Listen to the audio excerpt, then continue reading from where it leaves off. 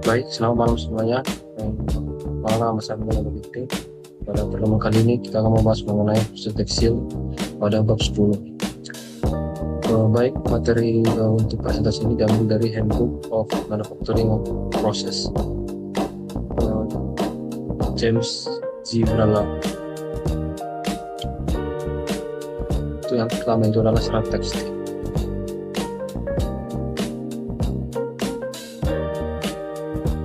Pada gambar ini adalah mesin pemintang kapas, di mana kapas mentah itu dimasukkan ke dalam mesin, kemudian dalam mesin ini akan terlempar ke sebuah gigi-gigi yang gergaji, kemudian gergaji tersebut bergerak dengan cepat. Jadi di dalam ini beberapa kotoran dalam kapas akan jatuh ke dalam ini, kemudian gigi gergaji ini menarik kapas ke arah sisir. Kemudian isi kapas yang tidak akan menembus sisir ini jatuh dari mesin di sini. Kemudian serat kapas yang menempel pada gigi gergaji ini ditiup dari gigi tersebut masuk ke pipa konveyor. Kemudian ini ada proses pembuatan serat asetat, salah satu mesin pengolah serat. Jika yang tadi itu serat alam, ini serat sintetis. Jadi selulosa terlebih dahulu direaksikan dengan asam asetat dan anhidrida asetat. Seperti pada gambar ini ada banyak stasiun atau persimpangan di mana setiap tempat ini melakukan fungsinya masing-masing. Contohnya di sini selulosa pulp itu adalah selulosa, kemudian asetik itu masuk ke dalam ini, kemudian mengalir ke sejumlah rangkaian cleaning mesin, kemudian store di tank, kemudian masuk ke di precipitation tank, kemudian masuklah water atau air dari sini, kemudian disatukan di precipitation tank, kemudian masuklah ke melewati distillation, kemudian dari sini masuk juga aseton, kemudian disaring oleh filter masuk ke holding tank dan di extruder. Disinilah terjadi benang yang dapat dipintang. Kemudian bagian B itu pembuatan benang atau pemintalan. Jadi pada gambar ini ada sebuah proses di mana awalnya adalah bulu kapas, kemudian diangkut oleh konveyor. Konveyor ini tentunya berduri sehingga bisa membawa bulu kapas ini menuju beberapa stasiun. Jadi ada beberapa stasiun yang memiliki fungsi sehingga kapas ini bisa dipisahkan, bisa dicampur dengan kapas-kapas yang dibawa oleh angkutan ini. Jadi inilah konveyor atau pembawa kapas dan berian serat kapas. Kemudian ada proses selanjutnya yaitu pemilihan. Jadi dari proses sebelumnya itu dibawa ke kasus yang satu ini, di mana di sini adalah pembukaan serat kapas. Jadi kembali lagi serat tersebut atau kapas tersebut dibawa oleh konveyor menuju bibir silinder. Jadi ada banyak roll yang memiliki fungsi tersendiri, di mana setiap roll tersebut bergerak ke arah kiri, di mana ada screen rolls, kemudian suction fan untuk bersihkan dari kotoran-kotoran sehingga trash atau sampah yang tidak diperlukan tersebut akan keluar dari sebelah sini, kemudian melewati beberapa proses lagi, kemudian di bagian Bagian di sini ada juga fan-nya, sehingga atau di sini ada penyisiran sehingga sampah-sampah terjatuh di bagian. Kemudian ada memetik atau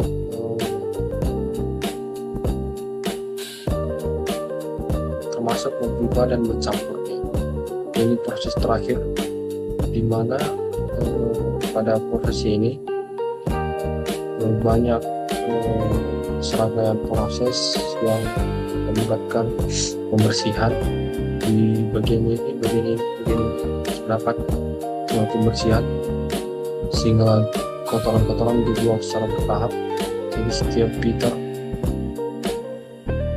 setiap proses ini menghilangkan lebih banyak sampah hingga menjadi kapas menjadi lebaran atau wet.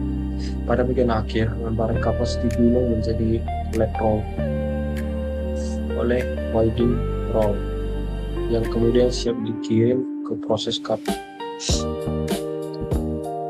Kemudian ini lebih jelas lagi untuk proses penyisiran.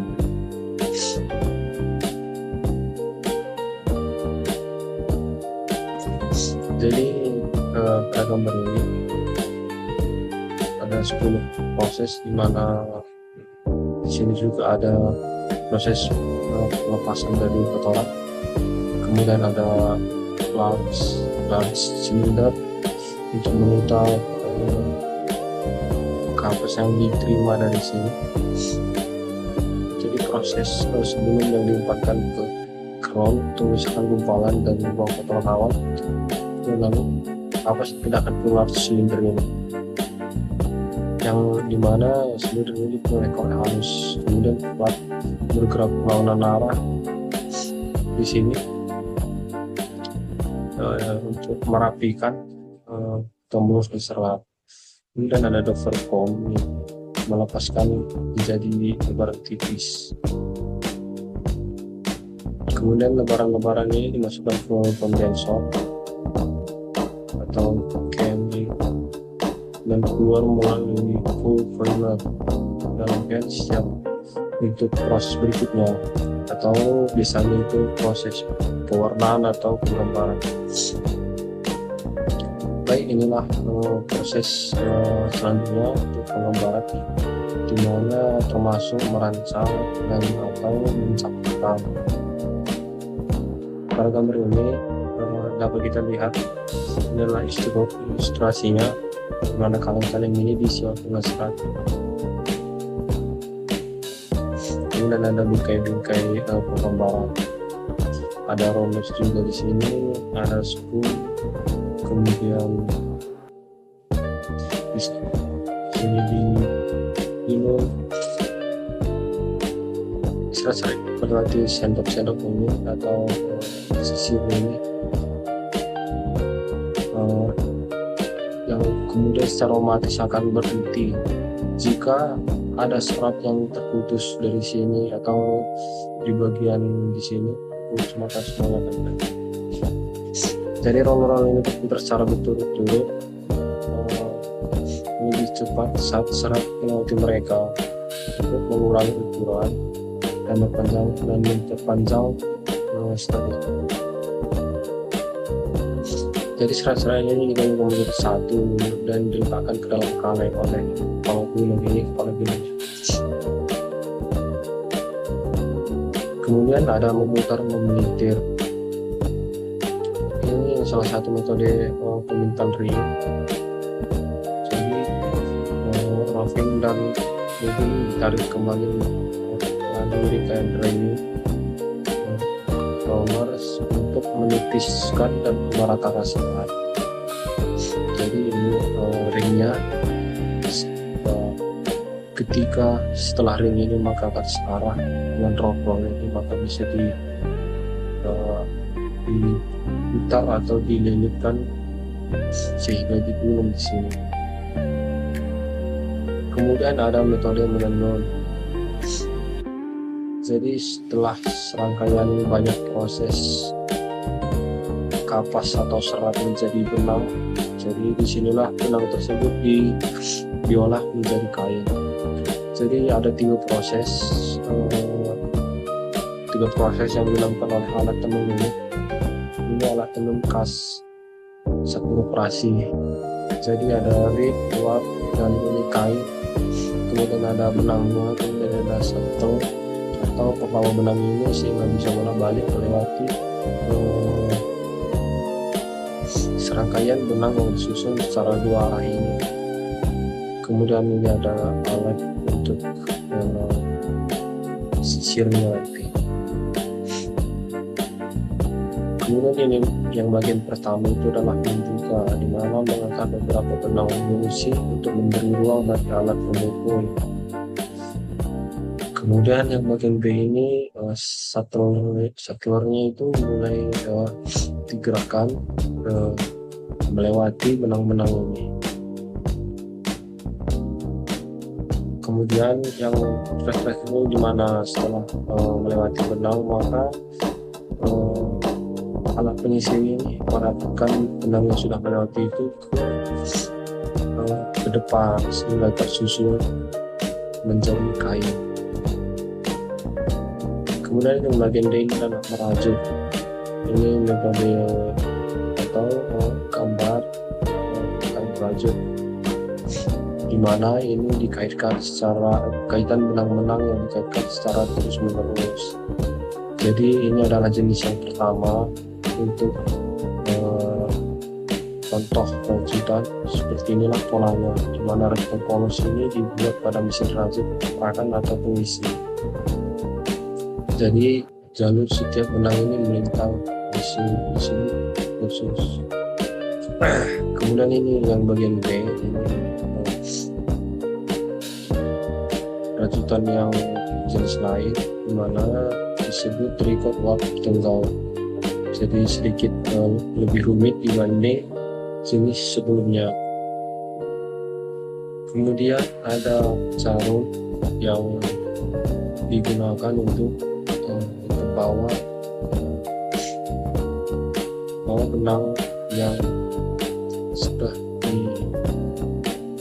diproduksi tersebut. Jadi ini jarum yang bagian pertama itu jarum bekas yang digunakan untuk kain rajutan halus. Kemudian ada yang bagian jenis lain, ini yang paling umum adalah jarum kain. Seperti inilah bentuknya. Kemudian ada rajutan wap. Jadi ini rajutan wap dengan jarum, dimana pembentukan loop dilakukan secara bersamaan dengan benang cepusan yang diberi melalui panduan wap. Seperti inilah dimana direction of connectingnya ke arah sana, dengan sinilah wap guides adalah berdip terusnya. Kemudian ada bagian E, itu adalah kain non tenunan. Jadi ini adalah salah satu kain di mana kain ini dibuat dengan mengikat atau menyatukan serasa individu secara acak, bukan dengan jalur benang yang kontinu seperti pemasak kita sebut. Jadi syarat ini diikat bersama sebagai hasil dari metode mekanis, kimia, normal atau pelarut, atau kombinasi dari metode-metode tersebut. Kemudian ada penyelesaian, ini gambar untuk penghalusan pada bagian akhir pada permukaan kain untuk menghaluskan permukaannya. Jadi ini adalah conveyor. Di sini ada adhesive coat surface. Ini adalah flow coat surface yang belum ditempeli atau belum dihalus. Di sinilah yang sudah dihalus. Kemudian ini ada flow untuk membawa serpihan-serpihan atau serbuk yang digunakan untuk menghaluskan permukaan.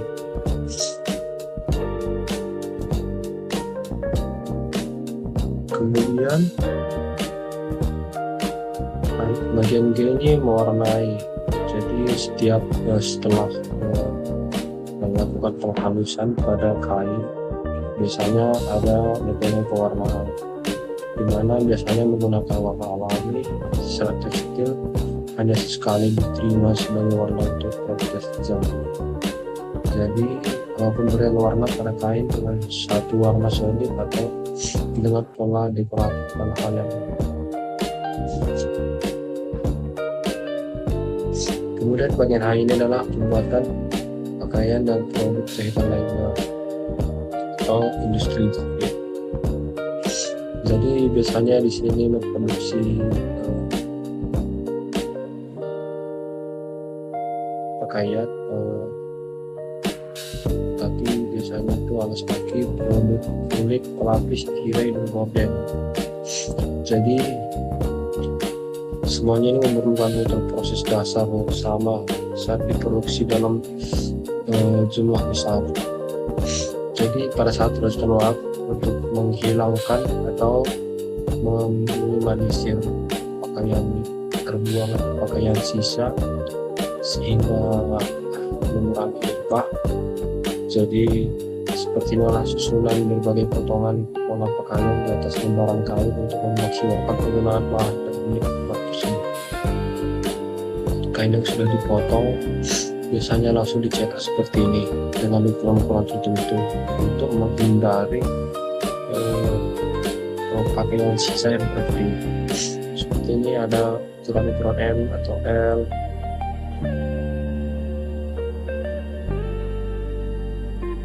Kemudian menjahit. Jadi ini adalah jahitan sederhana yang umum.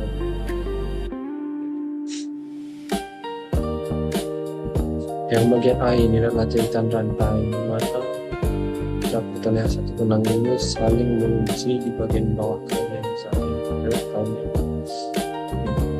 Tahu kainnya ya, kainnya. Kemudian yang berikutnya ini adalah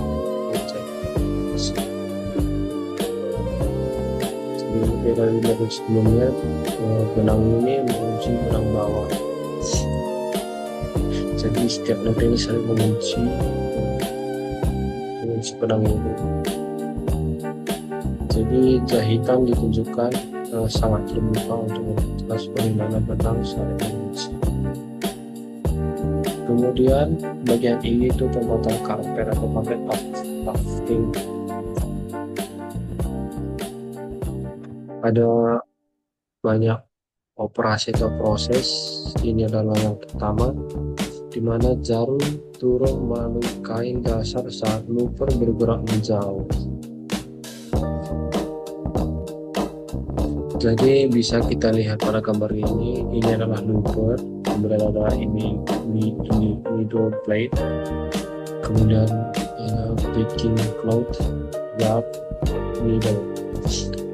Jadi sesuai gambar ini ketika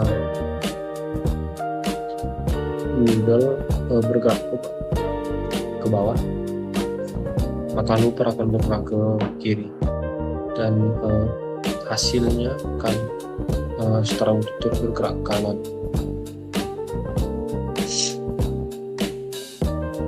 Nah, ini bagian B, ketika jarum telah menembus benang sepenuhnya, looper maju.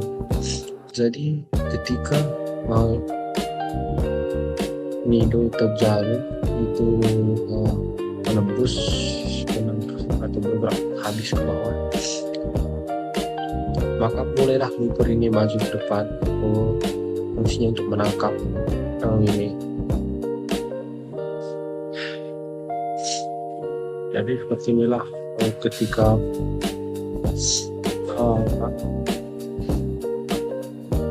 jarum ini mulai bergerak ke atas meninggalkan area ini, sehingga perlu ditahan atau benang ini perlu ditahan.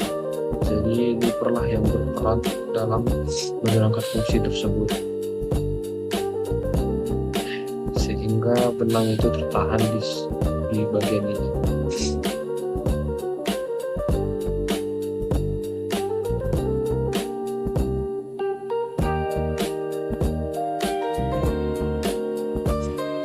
Baik, demikianlah presentasi yang dapat saya lakukan pada pertemuan kali ini. Jika ada salah kata mohon maaf. Sampai jumpa di pertemuan selanjutnya.